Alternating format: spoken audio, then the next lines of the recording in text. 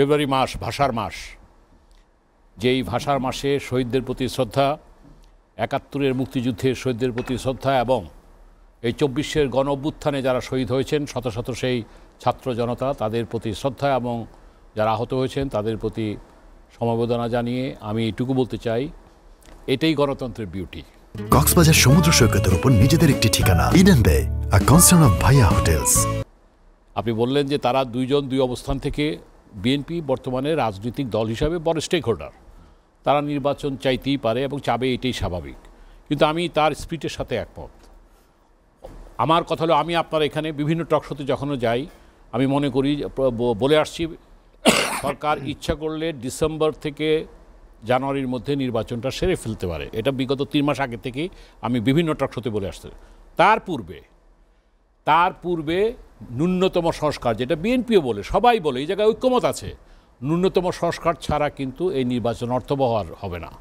আমরা ২৪-এর গণ অভ্যুত্থানের আমাদের সেই যে ঘোষণাপত্রটার কথা সে বলেছে, এই জায়গায় আমি নির্দ্বিধায় বলতে চাই যে এটার একটা লিগ্যাল ইনস্ট্রুমেন্ট অথবা এটার একটা এটাকে কি বলে, এটা ঘোষণাপত্র, এটা অবশ্যই দরকার। কারণ ২৪-এর পূর্বের রাজনীতি, ২৪-এর পরের রাজনীতি, অর্থাৎ ৫ই আগস্টের পূর্বে এবং ৫ই আগস্টের বাংলাদেশ এক না। সুতরাং এটা ঐক্যমতের ভিত্তিতে, বিভিন্ন রাজনৈতিক দলের ঐক্যমতের ভিত্তিতে এটা হলে অনেক সমস্যার সমাধান হয়ে যাবে। আমরা কি বলি, ৭১-এর মুক্তিযুদ্ধের চেতনা এবং ২৪-এর রক্তাক্ত গণ অভ্যুত্থানের যে আকাঙ্ক্ষা, এর সমন্বয়ে আগামী দিনের নতুন বাংলাদেশ বিনির্মাণের পথরেখা তৈরি হবে। এবং ছাত্ররা যে আজকে যে আন্দোলন করে তারা একটা নতুন দল করছে, আমরা এটাকে স্বাগত জানাতে চাই। এই প্রজন্মে তারা নেতৃত্ব দেবে এবং তারা বলবে, তবে নির্বাচন ছাড়া তো কোনো ক্ষমতা যাওয়ারও কোনো উপায় নেই, নির্বাচন তো হতেই হবে। কিন্তু নির্বাচনের পূর্বে যে সংস্কারটা, কী সংস্কার, ন্যূনতম সংস্কার বলতে আমি যেটা বলছি, গতকাল যেটা শুনলাম প্রধান উপদেষ্টাও বলেছেন, মির্জা ফখরুল ইসলাম আলমগীরও বলেছেন, ঠিক আছে, প্রথম বিএনপি বলেছিল জুন জুলাইয়ের মধ্যে নির্বাচন, তাই আমি আপনার এখানেই বলেছি এটা তাদের একটা কৌশল যাতে ডিসেম্বরে নির্বাচনটা হয়।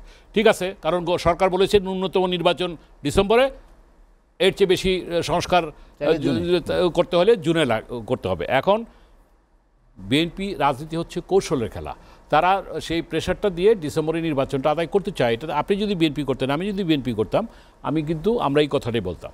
তবে একটি কথা বলতে হবে, আমি বিএনপির একজন শুভাকাঙ্ক্ষী একজন হিসেবে আমি বলতে চাই, কারণ এই শহীদ রাষ্ট্রপতি জিয়ার সাথে আমার রাজনীতি করার সুযোগ হয়েছিল, আপনি জানেন। আমি জাতীয়তাবাদী ছাত্র দলের প্রতিষ্ঠাতাকালীন যুগ্ম আহ্বায়ক শুধু না, আমি নির্বাচিত প্রথম সভাপতি। সেই হিসাবে আমি দেখেছি ওনার সময় ছিল বাংলাদেশের বিগত ফেলে আসা ৫৪ বছরের যে রাজনীতি, ওইটাই ছিল আইডিয়াল একটা টাইম। উনি মধ্যপন্থী একটি দল করেছিলেন, ডান বাম মুক্তিযুদ্ধ মিলিয়ে একটা জাতীয়তাবাদী দল করেছিলেন। যদিও আমি ব্যক্তিগতভাবে মনে করি বিএনপি সে জিয়ার ফুল রাজনীতিটা কিন্তু তারা ধারণ করতে পারছে না, কিংবা তার কর্মীরা সেটাকে ধারণ করতে পারছে না। তাই যদি হতো, তাহলে আজকে যে ১১০০ কর্মীকে যে বহিষ্কার করা হয়েছে যে অভিযোগে, এটা বিএনপির হাইকমান্ড, ঠিক আছে আমি মেনে নিলাম, কিন্তু এই কন্ট্রোল তো তারা করতে পারছে না। আজকে আকাঙ্ক্ষা তো এটা ছিল যে এই যে ধরেন যে চাঁদাবাজি, দখলবাজি যেটা চলছে, এটা তো জনগণ ভালোভাবে নিচ্ছে না। জনগণ যেটা বলতেছে যে আমরা যেমন দ্রব্যমূল্যের ঊর্ধ্বগতি, আইন শৃঙ্খলার যে অবনতি, এইটার যেমন সরকারের কাছ থেকে বিগত ৬ মাসে সেইভাবে তারা ফিডব্যাক পায় নাই। তবে একটা কথা বলবো, ডক্টর ইউনূস ছিলেন বলেই কিন্তু ভারতীয় গোয়েন্দা আধিপত্যবাদ বিরোধী শক্তি আমরা যারা আছি, আমি যখন ছাত্র রাজনীতি করেছি আমার এখনও রক্ত টকবগিয়ে ওঠে যখন আমরা বলতাম রুশ ভারতের দালালেরা হুঁশিয়ার সাবধান। সেই থেকে কিন্তু আমি ভাষাহীন ছাত্রদল করতাম, সেই থেকে জাতীয়তাবাদী ছাত্রদলের উৎপত্তি। আজকে তাদের যে ষড়যন্ত্র, এই ডক্টর ইউনূস যদি না থাকতেন এটা টিকে থাকতে পারত না। এটা হলো তার পজিটিভ। আমি শেষ, কন্ট্রোল হচ্ছে না, প্রশাসন দুর্বল, এবং এইটা যেহেতু দুর্বল তো হবে, তাদের এই সরকারের তো কোনো রাজনৈতিক শক্তি নেই, তারা কিছু সুশীল লোকজন নিয়ে করেছেন, এইখানেই তাদের দুর্বলতার জায়গা। যে তারা যদি সত্যিকারভাবে কিছু ইফেক্টিভ লোক নিতেন, আমি বিশ্বাস করতে চাই যে আগামী নির্বাচনের পূর্বে ন্যূনতম সংস্কার করে এবং তারা সেইভাবে কাজটা করবে। না হলে এই জনগণ কিন্তু এখন আইন শৃঙ্খলা পরিস্থিতি চায়, এবং সে যেটা বলল যে আমরা তো এই তরুণদের হাতে আগামী দিনের এটা তুলে দিতে চাই। আবার তাদের উদ্দেশ্যে আমি অনুরোধ করব অগ্রজ হিসাবে, যে তারা যদি মনে করে তারাই সব কিছু করবে, প্রবীণদের কথা মেনে নিয়ে তারা আগামী দিনের স্বপ্নকে তারা এগিয়ে নিয়ে যাবে। আমি শেষে এইটুকু বলবো, দেখেন আজকে এখানে যে কথা আমার, আমি শেষ করতে চাই, দরকার হলে পরেই দিন। আজকে আপনি জানেন যে আমি এখানে তো দুইজন আছেন, সবাই তো জাতীয় পার্টিকে, আমি যেহেতু জাতীয় পার্টি করতাম এক সময়, জাতীয় পার্টি আমি করেছি, কিন্তু জাতীয় পার্টি অনেক অংশ, যেটা বিএনপির সাথে একটা অংশ আছে এবং আবার 14 দলের সাথে একটা অংশ আছে। আমরা জিএম কাদেরের বিরুদ্ধে আমরা অবস্থান নিয়েছি, তার প্রমাণ আপনারা দেখেন। এখানে আমরা ছাত্রদের এই যে আমরা কিন্তু বলেছি ছাত্রদের যৌক্তিক দাবিকে আমরা সমর্থন করি। আমরা এখানে বলেছি এই যে এখানে দেখাতে চাই যে এটা কিন্তু আমরা সেই আন্দোলনের সময় এটা করেছি, এবং সেখানে আমরা বলেছি যে গণহত্যা চালাচ্ছে 3রা অক্টোবর, এটা 18ই জুলাইয়ের এটা 3রা অক্টোবরে আমরা বলেছি সরকার, 3রা আগস্ট আমরা বলেছি সরকার গণহত্যা চালাচ্ছে। কথাটা বললাম এই কারণে, জাতীয় পার্টিকে সবাই, আমরা তো জিএম কাদেরের বিপক্ষে ধারাভাবে যেটা করে এটা ঠিক না।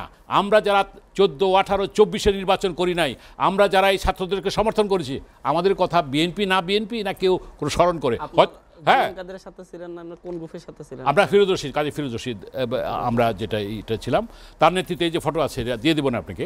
তো যাই হোক, আমি এটা রেফারেন্স হিসেবে টানলাম এই কারণে, আমরা তো এই আন্দোলনকে সমর্থন করেছি, আমরা ফ্যাসিবাদী বিরুদ্ধে। কারণ আমরা যারা 24 নির্বাচন করি নাই, আমাদের মধ্যে যেমন আমি 14, 18 নির্বাচন করি নাই, আপনি কি, সুতরাং আমরা তো এর বিরুদ্ধে ছিলাম। আমাদের মধ্যে কেউ হয়তো 14 নির্বাচন করেছে এই কারণে যেই মুহূর্তে যদি 14 নির্বাচনে যদি না যাওয়া হয়তো, রসরেশকে বলা হয়েছে যে তোমার বন্ধুর মার্ডার কেসে এরশাদ সাহেবকে ফাঁসানো হবে। সুতরাং এই কথাই বলে শেষ করতে চাই যে আজকে আগামী দিনে একটা জাতীয় ঐক্য দরকার, এবং আমরা সেই ঐক্যের মাধ্যমে আমরা 24 আকাঙ্ক্ষাকে ধারণ করতে চাই, এবং ছাত্রদের সে আগামী দিনে যাবে। এবং বিএনপির উদ্দেশ্যে বলতে চাই, হেলেন জেরিন আমার অত্যন্ত স্নেহভাজন, সেই ভিপি ছিল।